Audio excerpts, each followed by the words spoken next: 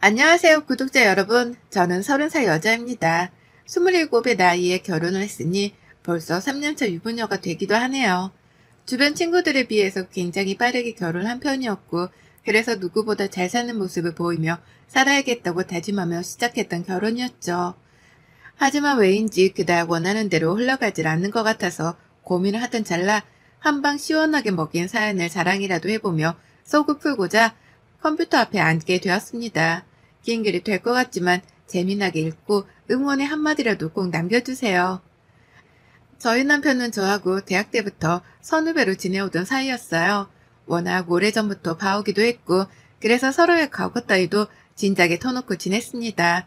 저도 남편이 대학 때 어느 선배를 또 어느 후배를 사귀었었는지에 대해서 또렷하게 기억이 나고 남편 또한 제 첫사랑 그리고 첫 남자친구가 누구인지 알고 있었죠.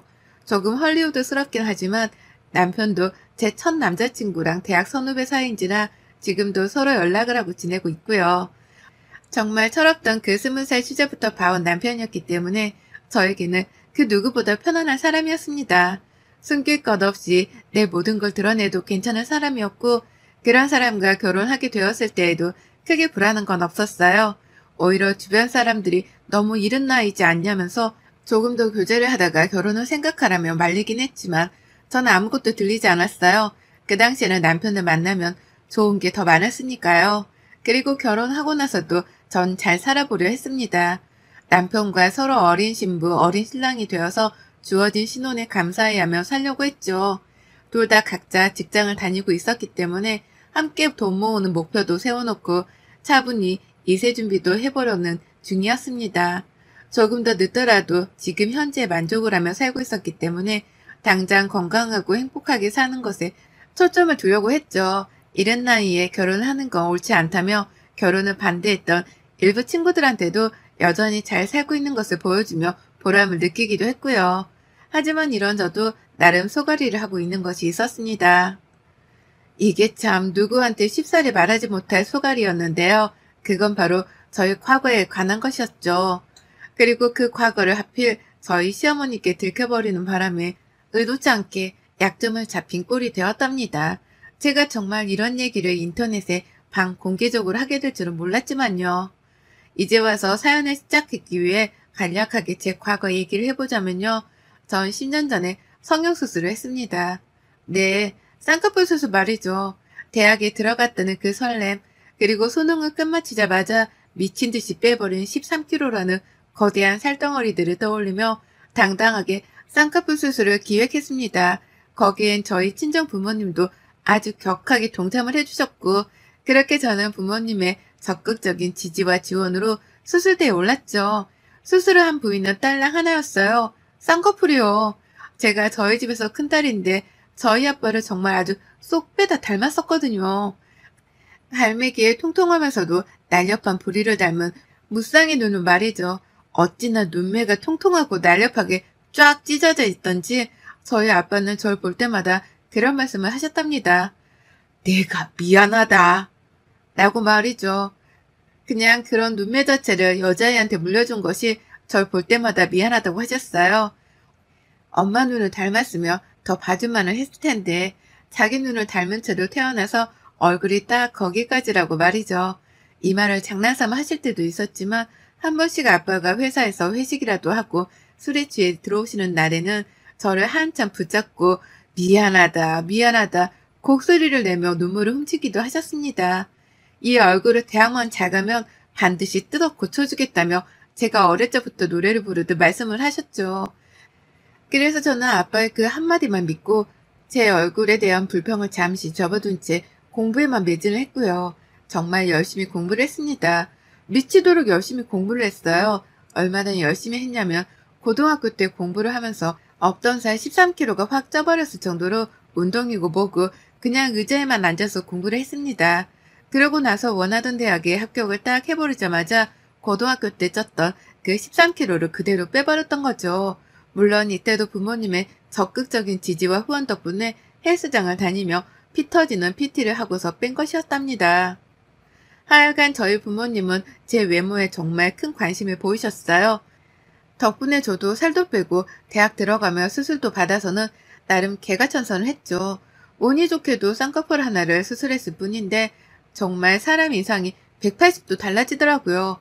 동그스름했던 무쌍의 눈에 쌍꺼풀이 생겨나니 흡사 손혜진의 눈을 여상케 하는 반달 눈웃음의 소유자가 되어버렸답니다.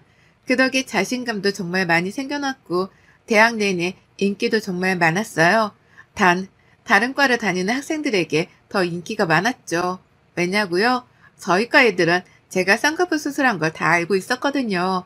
수능을 끝마치고 살까지 빼놓은 수술을 해버린 바람에 거의 수술을 하자마자 대학 입학식에 참석을 했답니다. OT도 갔었고요. 그래서 눈에 붓기가 살짝 덜 빠진 상태였고 그 바람에 저희 과 애들은 한동안 쌍수한 신입생이라는 명칭으로 저를 부르고 다녔어요. 물론 다 농담이 섞인 호칭이긴 했지만 그 덕에 저희 과 친구들은 모두가 저의 성형수술에 대해 알았답니다. 같은 과는 아니었지만 저희 과 사람들과 막내가 잦았던 저희 남편과 그 무리의 친구들도 제 수술에 대해서는 익히 잘 알았고요. 근데요, 이 사실을 결혼하고 저희 어머님이 알게 되셨어요. 결혼 전에는 남편이 굳이 말할 이유가 없었으니 말을 안 했을 거고 결혼하고 나서도 굳이 며느리의 성형수술에 대해서는 대화를 할 일이 없으니 비밀로 하고 있었습니다. 저도 이왕이면 시어머니가 며느리를 태생부터 예뻤던 아이로 봐주시길 바랬으니까요. 아니 근데 한 번은 밥을 먹다가 시어머니가 제 눈을 너무 뚫어져라 보시는 거예요. 그리고서는 밥을 먹다 말고 바로 이렇게 물어보셨죠. 너 수술했지? 무슨 쌍꺼풀 선이 그렇게 짙어? 라고요. 근데 이 말에 제가 거짓말을 못했습니다. 사실인데 사실이라고 대답을 해야 하나 말아야 하나 싶어 잠시 당황을 하던 중 망설이는 모습에 어머님이 단박에 눈치를 채버리셨거든요. 너 했구나? 한 줄 알았어. 라고 말이죠. 그렇게 저는 하필 시아버지랑 저보다 한 살 어린 시누이까지 있는 그 식탁 앞에서 성형 고백을 해버렸고요. 제 얼굴이 민망해지고 불 켜지는 건 모르는 건지 시어머니는 그 자리에서 정말 한참을 깔깔거리며 웃으셨어요. 너 한 줄 알았는데 뭘 또 숨기려 들어. 니네 아빠 얼굴이 그런데 너가 혼자 두꺼운 쌍꺼풀을 가지고 있을 리가 없지. 라고 하면서 그 자리에서 저희 친정아버지 외모도 건드리셨고요. 성형수술을 한 사람을 처음 보시는 건지 그 후부터는 정말 만날 때마다 성형수술에 대해서 말씀을 하셨습니다. 그냥 단순하게 제 눈을 뚫어져라 바라보면서 사람을 민망하게 만들기도 하셨고요. 너 진짜 수술 잘 되긴 했다. 어디서 했니? 얼마 주고 했어? 왜 했어? 라는 동에 질문을 마구잡이로 쏟아내시면서 관심을 보이는 적도 많으셨고요.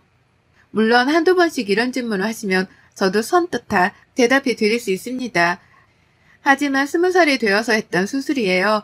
저도 지금 병원 이름마저도 가물거릴 만큼 기억이 오래되었고 분명 처음에 다 대답을 해드리기까지 했는데도 어머님은 저를 볼 때마다 서럽다는 듯이 또 질문을 하셨어요.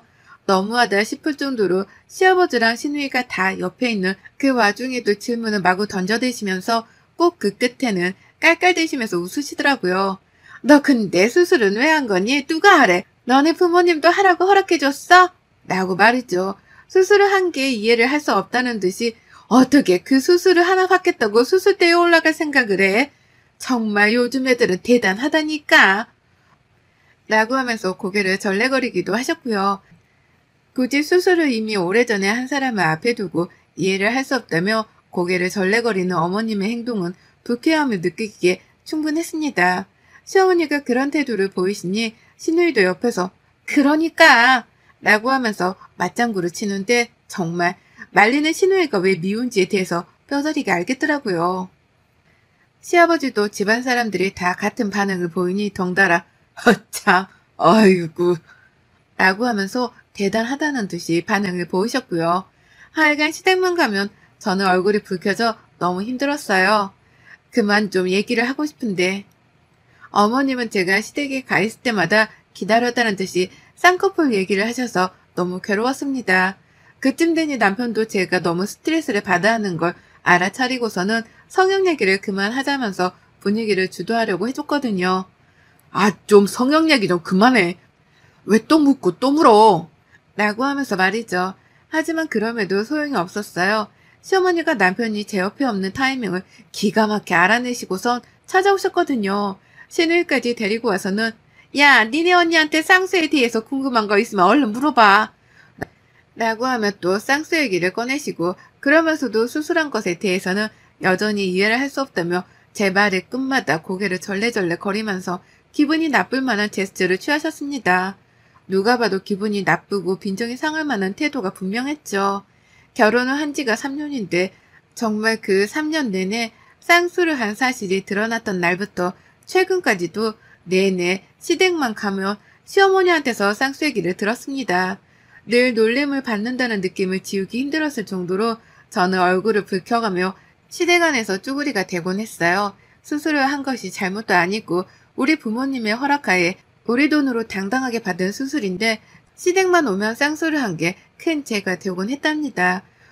놀려먹겠다고 작정을 한 시어머니의 태도도 제 길을 죽이는 것에 한몫을 했고요.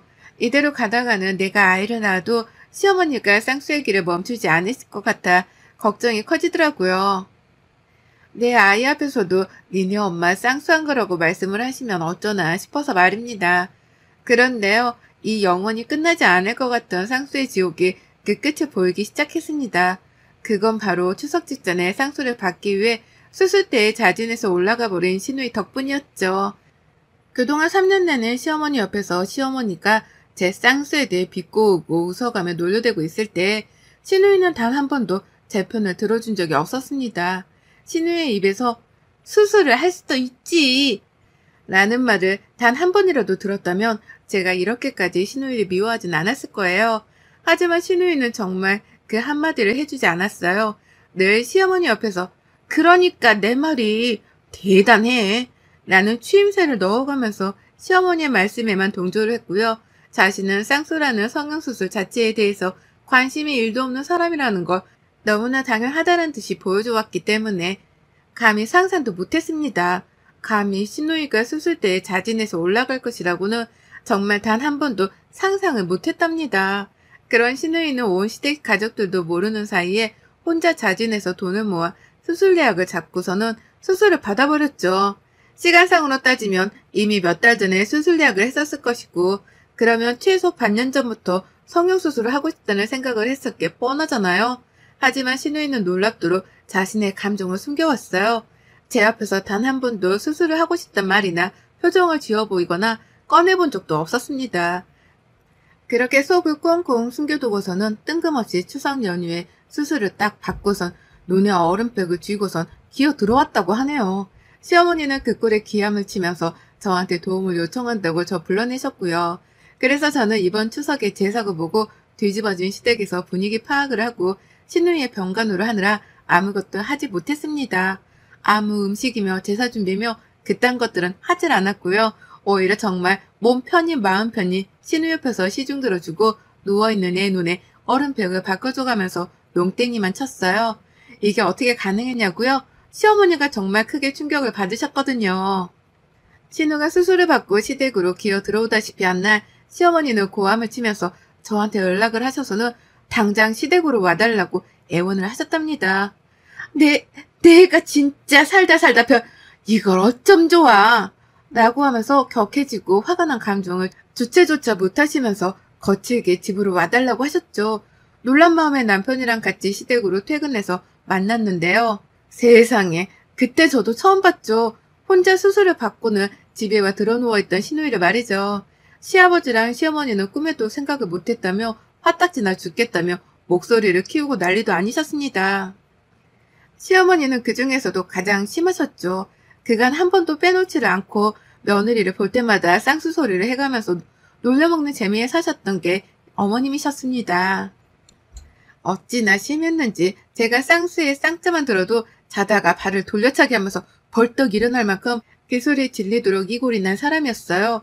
시어머니는 그 누구보다 당당하고 가장 자신 있는 목소리로 쌍수는 해서 안 되는 거라며 놀려먹으셨고요. 그리고 그런 말을 하면서 옆에서 같이 동조를 해주는 자기 딸이랑 신이 나서는 더욱 희열을 느끼셨을 것이라 생각됩니다. 딱 그런 교활하고도 못되어 처먹었던 표정을 지어 보이곤 하셨으니까요. 그런데 당신의 딸이 다른 사람도 아닌 당신의 딸이 수술을 받고서는 드러누워 있으니 오죽 빡이 치셨겠어요. 하필 다른 날도 아니고 추석 연휴에 그 꼴을 하고 나타났으니 며느리 앞에서도 면목도 안 샀을 겁니다. 저한테 했던 것처럼 당신의 딸을 놀려먹을 수도 없을 테고 생각이 많으셨겠죠. 그런 시어머니의 속마음을 이해해보려고 하니 저는 꼬셔서 죽겠더라고요.